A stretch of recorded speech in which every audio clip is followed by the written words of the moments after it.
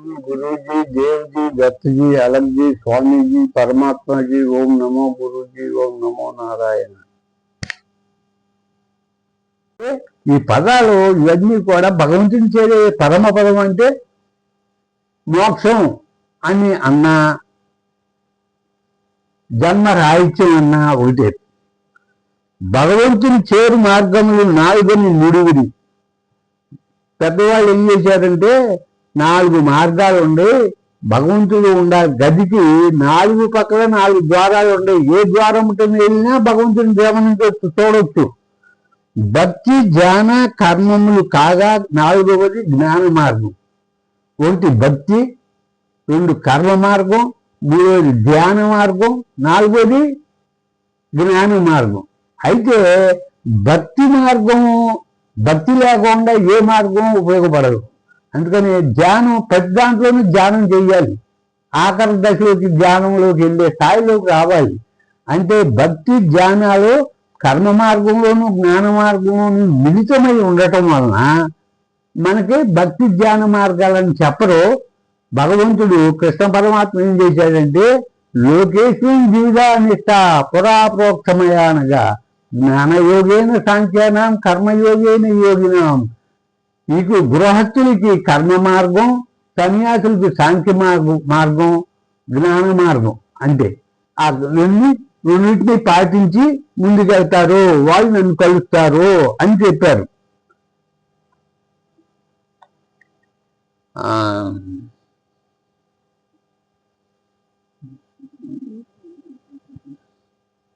గృహస్థులకు ప్రబోధించవలసింది.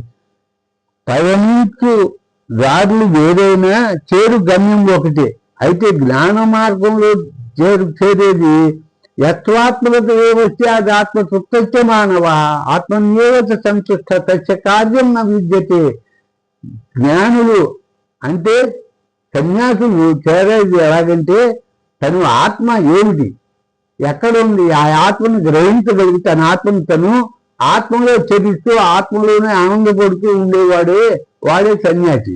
అలాగే గృహస్థులు ఏం చేయాలంటే ప్రతిదాన్ని యజ్ఞరూపంగా ప్రతి కర్మని ఆ ఏ కర్మలో చేయాలో, ఏ పనులైతే చేయాలో వాటికి యజ్ఞరూపంగా మార్చుకుని చేయాలి. యజ్ఞరూపంగా మార్చుకుంటూ అంటే ఏం లేదు, అది మనకి అజపం చేస్తూ నేనే భగవంతుడిని అనుకుంటూ అజపం చేస్తూ అన్ని పనులకు జోడించి చేసుకుంటూ ఉంటే అది యజ్ఞరూపం అంటారు.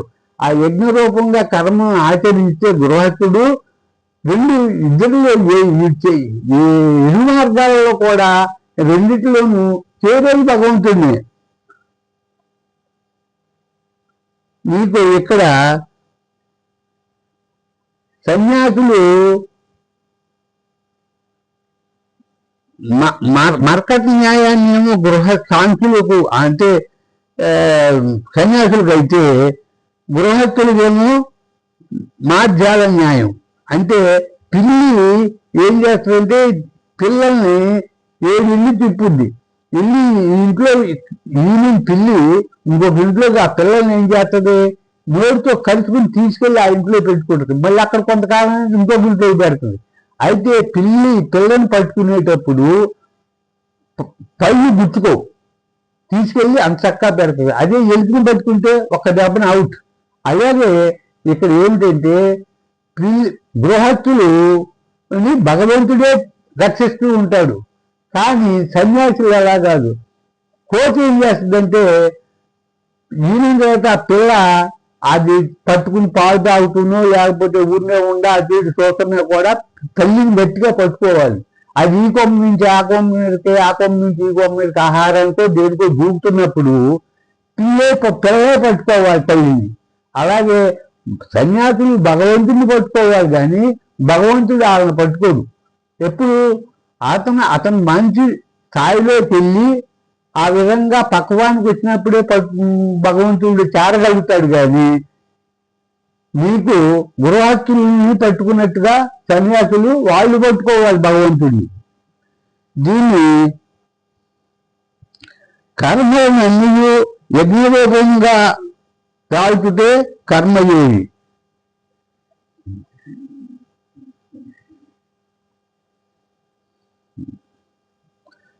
ఇందులో జడ స్థావర జంగమములు ఉన్నది.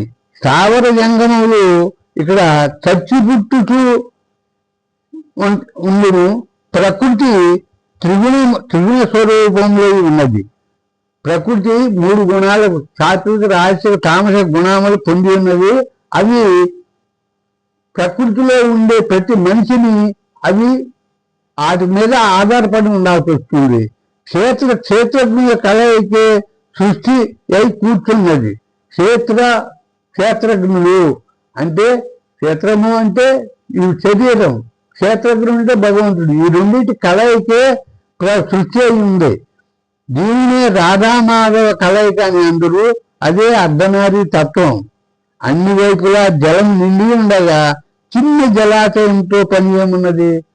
చుట్టూ మన ఇంటి చుట్టూరు పెద్ద నది ప్రవహిస్తూ ఉంది. ప్రవహిస్తూ ఉండే అప్పుడు చిన్న కాలం ఉంటే బాగుండరా అనుకుంటంలో ఏం తెలివితేటలు. పరమాత్మ ప్రాప్తి అనుభవించు బ్రహ్మజ్ఞానికి వేదముల ప్రయోజనం అంతే అయి ఉన్నది. నీకు బ్రహ్మజ్ఞాని అయిన వాడికి వేదములతో పని ఏముంటుంది? వేదములు ఎంతవరకు ప్రకృతిని ప్రబోధిస్తూ ఉంటాయి. ఆ ప్రకృతిలో జీవించే వాళ్ళకి వేదాల అవసరం ఎంతైనా ఉంది. కానీ నీకు భగవంతుడు పట్టుకున్న వాడికి వేదాలతో పని ఉండదు. సర్వ మెరుగున బ్రాహ్మణులకు జంజమేలా? అంతా తెలిసిన వాడికి ఇంక దండి వేసుకున్నావా, బొట్టెట్టుకున్నావా, అది పెట్టావా, ఇది పెట్టావా అని మీమాంస షరతులు ఉండవు. ఆ షరతులు ఈ సృష్టిలో బతకాలనుకునే వాడికి షరతులు. నానావిధ మాటల ఆలకించి నీ బుద్ధి నిశ్చలత చెడును. అలాగంటే విషయానందాల్లో పుట్టిన కాడి నుంచి మనల్ని తల్లి గాని తండ్రులు పక్కనుండి ఆ యొక్క ఇది కూడా మనల్ని ఏం చేస్తుందంటే ఆడిట్టా ఈడిట్టా అని మన ప్రకృతి విషయాల్లో ఆలోచించుకుంటే చేస్తుంది. అవన్నీ కూడా భగవంతుని చేరడానికి ఆటంకాలు అయిపోతాయి. అవే దృష్టిలో కొట్టాయి. ఏదో మొన్న నేను ఆ చేశాను, ఇది జరిగిందే అని భావన అట్లా ఆగుద్ది కానీ భగవంతుడి వైపు ఎవరినవద్దు. చిన్నచేపను పెదచేప, చిన్నమాయని పెదమాయ, ఇది స్వాహ అది స్వాహ. చిన్నచేపని పెద్ద చేప మింగుతుంది. దానికి ఆహారం కోసం చిన్న చేపను మింగుతూ ఉంటుంది. అయితే అలాగే చిన్నమాయ అంటే తల్లి కడుపులో మాయతిత్తులో పుట్టిన యొక్క ఈ బిడ్డ బయటికి రాగానే పెద్ద మాయ. ప్రకృతి అనేది పెద్ద మాయ. ఈ మాయలో పడిపోయి ఈ ఇందులోంచి అందులోకి వెళ్ళిపోయి విషయానందంలో త్వరగా పట్టుకుంటాడు. కానీ భగవంతుడిని పట్టుకుంటాం చాలా ఆటంకాలు అవుతాయి.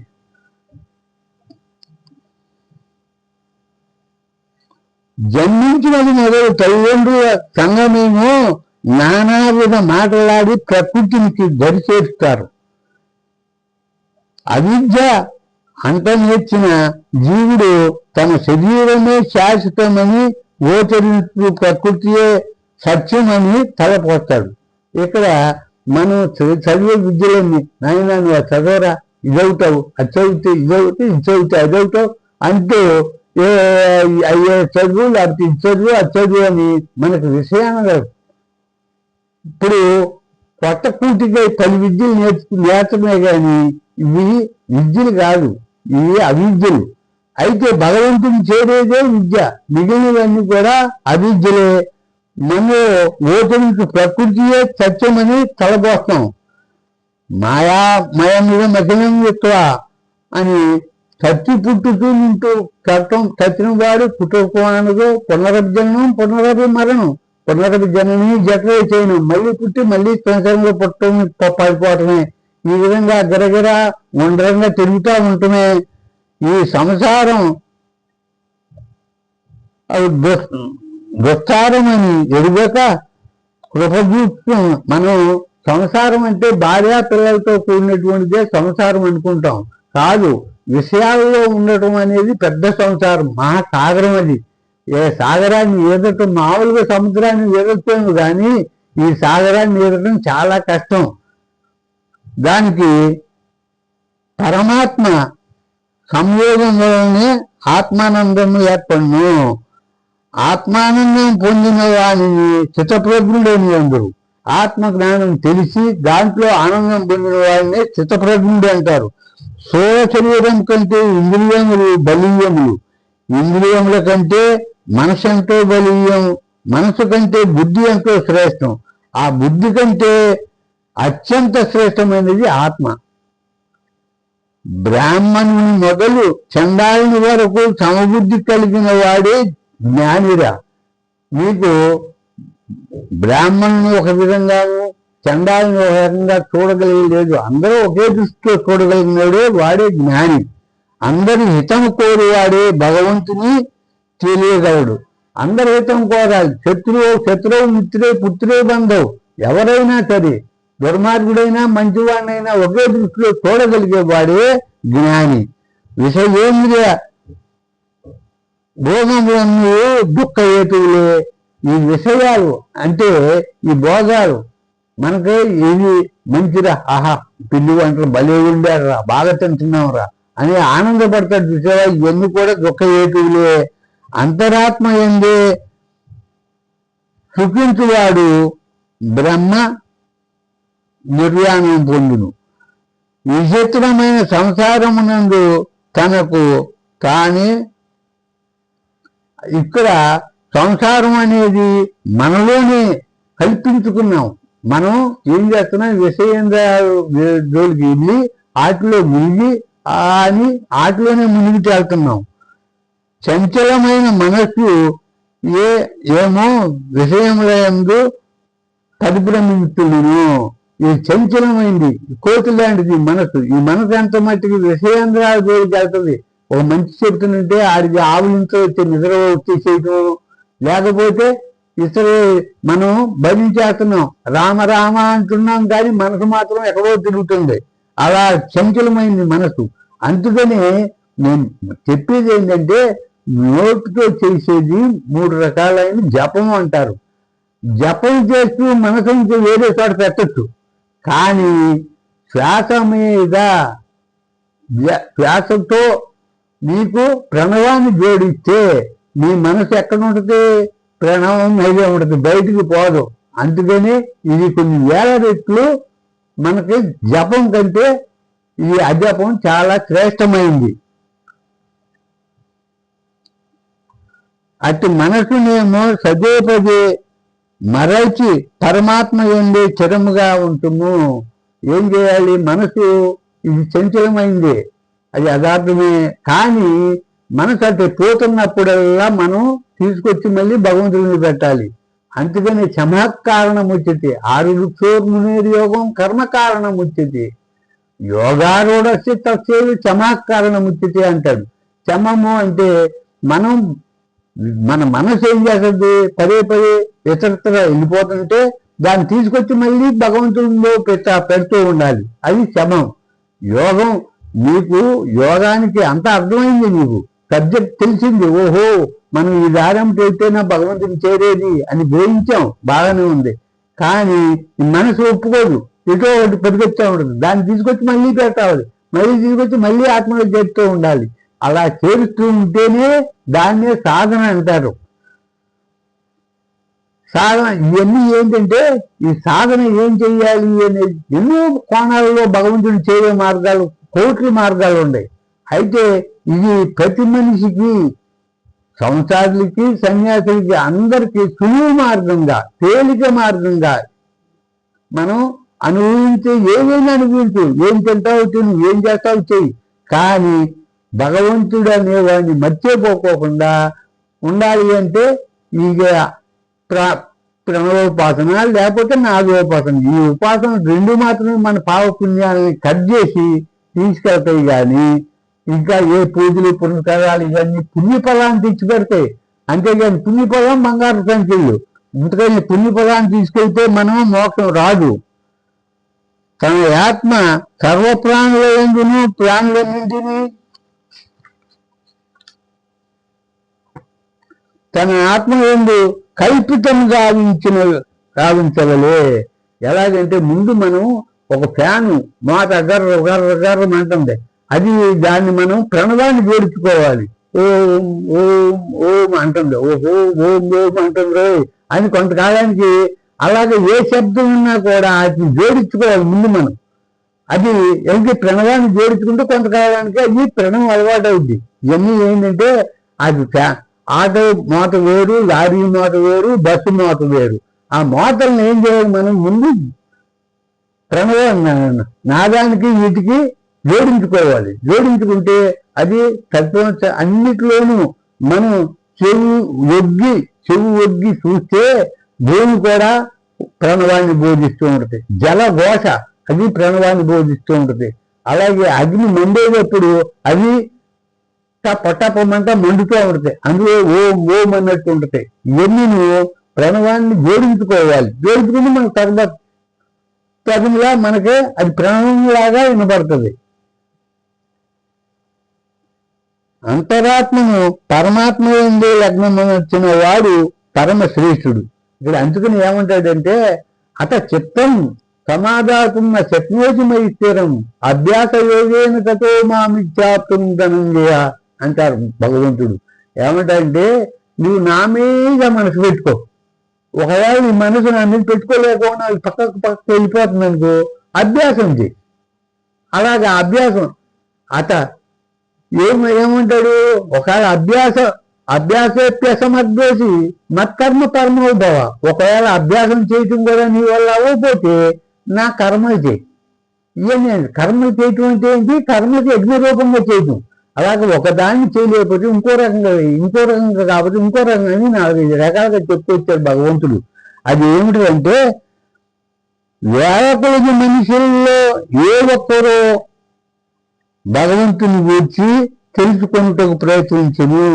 వేలాది మందిలో ఏ ఒక్కరో భగవంతుడు అసలు ఏంటి, భగవంతుడు అనేవాడు ఉండాడా, అసలు దానికి వెళ్ళే మార్గం ఏంటి అసలు ఇది అని ఆలోచించడానికి చూస్తాడు.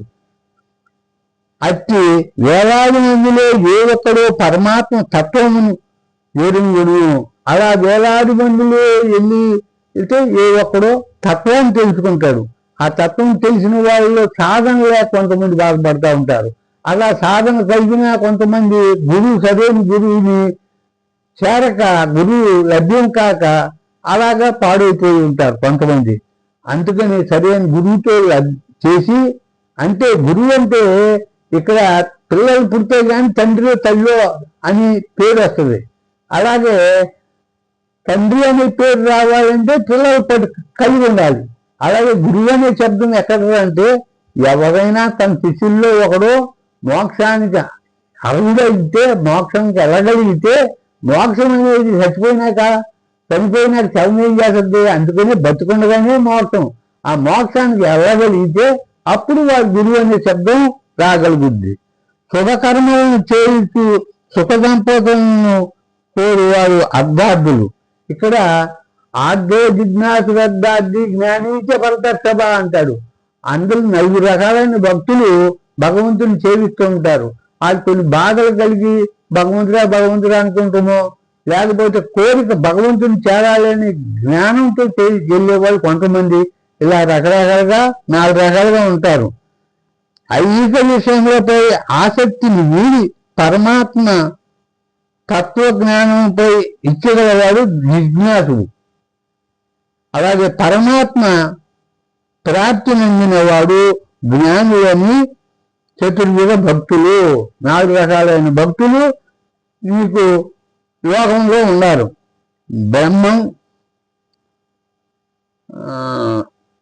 బ్రహ్మంబన సర్వశ్రేష్ఠుడు, శాశ్వతుడు, ఆధ్యాత్మనగా స్వస్వరూప జ్ఞానం. ఆధ్యాత్మికం అంటే ఇక్కడ భగవంతుడు అంటే పెద్దవాడు, బ్రహ్మ అంటే పెద్ద ఉంది, సర్వశ్రేష్ఠుడు, సర్వ ఇది. అయితే ఇక్కడ ఆధ్యాత్మము ప్రతి దీనికి కూడా ఆధ్యాత్మము అని పోల్చి చెబుతూ ఉంటారు. అది చదివింది కాదు. ఆధ్యాత్మం అంటే స్వస్వరూప జ్ఞానం. నువ్వు అసలు ఎక్కడి నుంచి వచ్చావు, నువ్వు అసలు మొట్టమొదటి ఎట్లా ఉండి ఎట్లా ఇప్పుడు ఇవాళ నీ జన్మలో ఇందులో బాగుండవయ్యా, అయ్యా రామారావు ఓ సుబ్బారావు ఆయన పేరు వచ్చింది నీకు. కానీ అసలు నీ పూర్వజన్మ కశ్యత్వం కాకపోతే ఆయాత, నువ్వు ఎక్కడి నుంచి వచ్చావు అనేది ఇప్పుడు చదువుకున్నావా?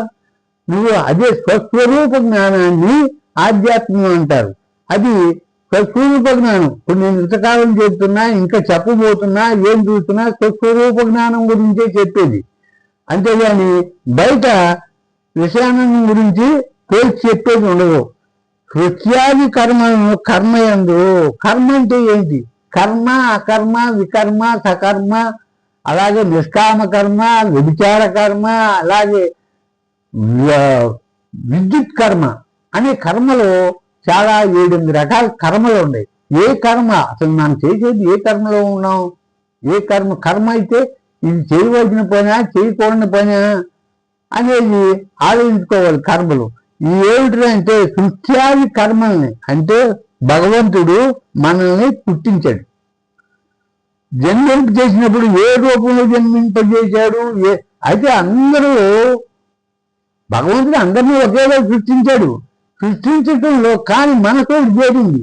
ఈ మనసు ఏం చేస్తుంది? మనసు ప్రభావంలో ఈ త్రిగుణాత్మకం అయితే ఈ గుణాలతో ఏకీభవించుకుని కానీ మనసు కానీ ఆ చెల్లిందంటే మళ్ళీ చచ్చి పుట్టుకులు వస్తూ ఉంటాయి, సావు పుట్టుకులు.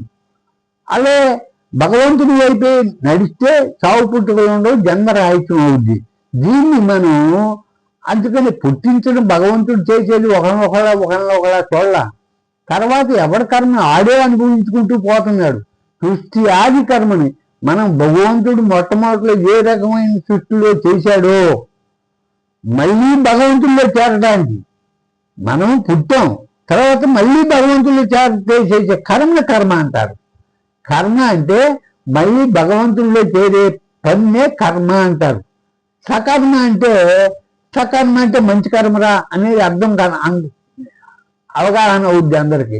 కానీ సకర్మ అంటే ఈ ప్రకృతిలో జీవించడానికి ఉపయోగపడుతుంది కర్మ, దాన్ని సకర్మ అంటారు.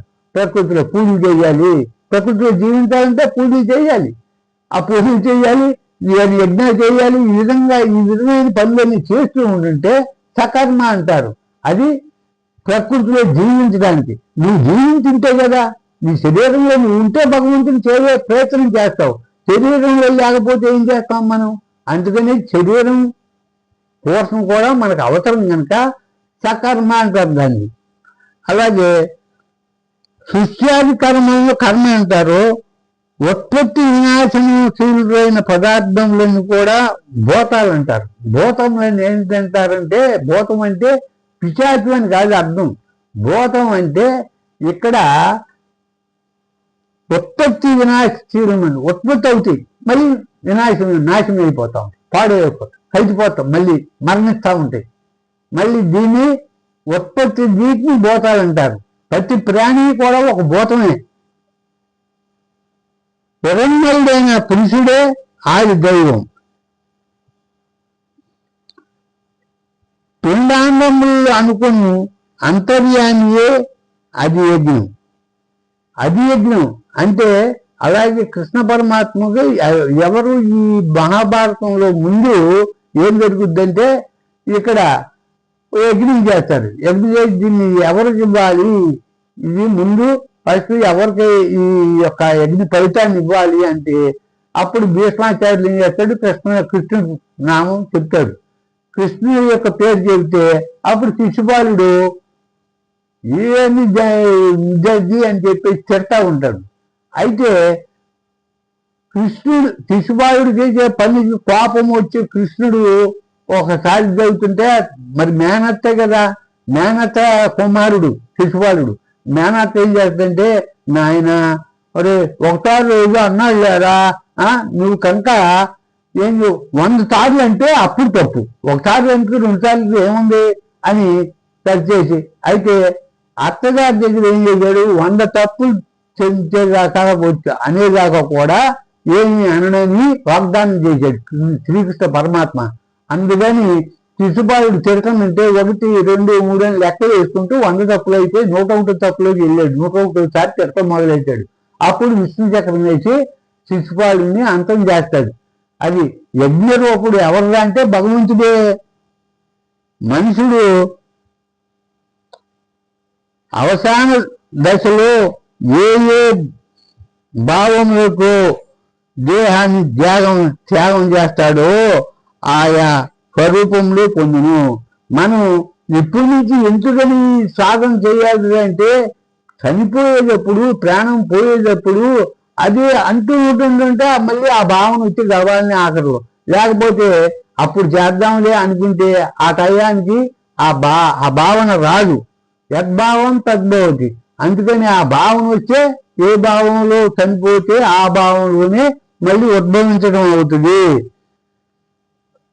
తత్వ రహస్యం ఎరిగిన యోగి వేదముల వలనను యజ్ఞదాన తపశ్చర్యాదుల వలన పుణ్యఫలాన్ని త్రోసివేయును.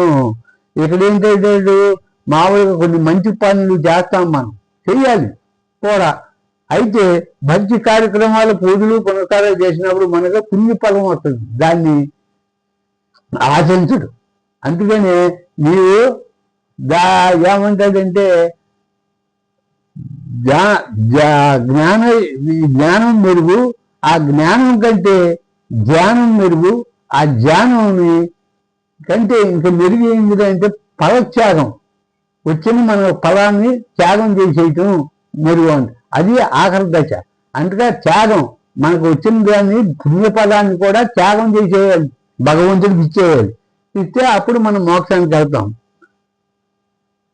కొందరు భక్తులు నిరంతరము కీర్తించుతూ ప్రణములుతూ ధ్యానమునందే నిమగ్నులు ఎదురు. కొంతమంది చూడు, ఇక్కడ మనం ఏం చెప్పింది ఒకటి, ఒక కోణం చెప్పా నేను. అయితే అందరూ అదే కోణంలో ఉండాలి అనేది లేదు. యేసు ప్రభువు అవని, లేకపోతే మహమ్మద్ ప్రవక్త అవని ఏమంటాడంటే, గోవిందయ్యనరా గోపాలయ్యనరా, గోవిందయ్యనరా గోపాలయ్యనరా, రామ రామ అనరా, హరినామం అనరా, అల్లా మాలికు యేసు నానకు, దేవరాష్ట్ర మహావీర బుద్ధనామం అనరా. ఏ పేరునైనా భక్తితో అనరా, భక్తితో అనరా, భావనతో అనరా. ఏ పేరునైనా ప్రేమతో అనరా, ప్రేమతో అనాలి, భక్తితో అనాలి, భావంతో అనాలి. ఏ పేరైనా, యేసు ప్రభువు అవని, మహమ్మద్ రసూల్ అవని, ఇంకోటని ఏ పేరునైనా భక్తితో అనరా. అందుకని ఇక్కడ ఏమంటాడంటే, నీకు రామ్ అన్నా రహీం అన్నా ఒక్కడే. అయితే ఏకేశ్వరుడు భగవంతుడు అనేది ఒకడే, ఆయన ఒకడే, ఇది ఒక్కడే కాదు. అన్ని ఏ మతమైనా ఏ ఇదైనా మన భగవంతుడు ఒక్కడే. ఆ ఒక్కడే అనేదానికి ఏమిటిరా అంటే ప్రణవం. ప్రణవం అనేది ఓం అన్నాం. ఓం అంటే నాకు రామ కృష్ణ అంటే రాముడు అంటున్నాడు కనుక మేము ఒప్పుకోం.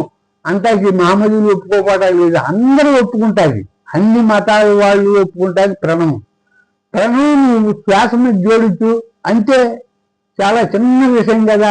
ఈ చిన్న విషయం వల్ల మీకు ముక్తి లభిస్తుంది. కొందరు జ్ఞానయజ్ఞాన్ని ఉపాసించురు, ఇంకొందరు విరాట్ స్వరూపమున భావంతో ఆరాధించరు. ఇక్కడ చూడు, కొంతమంది జ్ఞాన రూపంతో అదే ఏమంటాడంటే బ్రహ్మజ్ఞానం.